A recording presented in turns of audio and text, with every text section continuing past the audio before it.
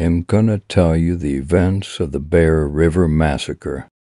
Historians consider it the worst massacre of Native Americans in U.S. history, yet few have ever heard of it. The Bear River Massacre of 1863 near what's now Preston, Idaho, left roughly 350 members of the Northwestern Band of the Shoshone Nation dead, making it the bloodiest and most deadly slaying of Native Americans by the U.S. military. The natives were slain after soldiers came into a valley where they were camping for the winter and attacked, leaving about 90 women and children among the dead. The death toll exceeded some of the country's most horrific Indian slayings, including the 1864 slaying at Colorado's Sand Creek, and the death count was nearly double the roughly 150 Sioux killed at Wounded Knee in South Dakota in 1890. Historians said about 24 U.S. soldiers died at Bear River, which was a very small number compared to the overall death toll. The Shoshone were once a nation that had 17,000 people that included several bands that stretched across parts of Nevada, Utah, Idaho, and Wyoming. When cold weather hit, they hunkered down in the Cache Valley, which runs through northern Utah and southeast Idaho.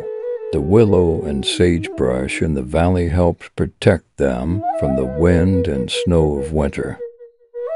Mormon settlers began coming to Cache Valley in the late 1850s, forcing the northwestern Shoshone people into drier areas which could not support them.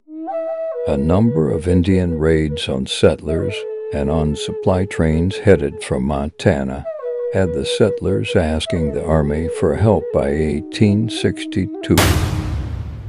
Colonel Patrick Edward Connor, in command of the 3rd California Volunteer Infantry Regiment, responded. He was convinced that Chief Bear Hunter's band, camped on Beaver Creek, was responsible for a number of murders and stolen goods.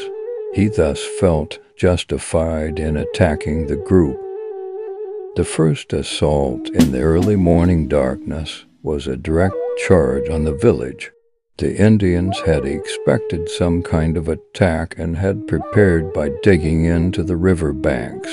They were successful in defending the village at first.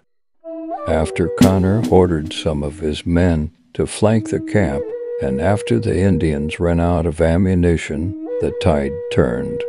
Soldiers overran the village, burning lodges and killing everyone in their path. Rape and murder of women and children followed. Few Shoshone survived, most notably Chief Sagwitch, who worked to gather the survivors and keep the community together.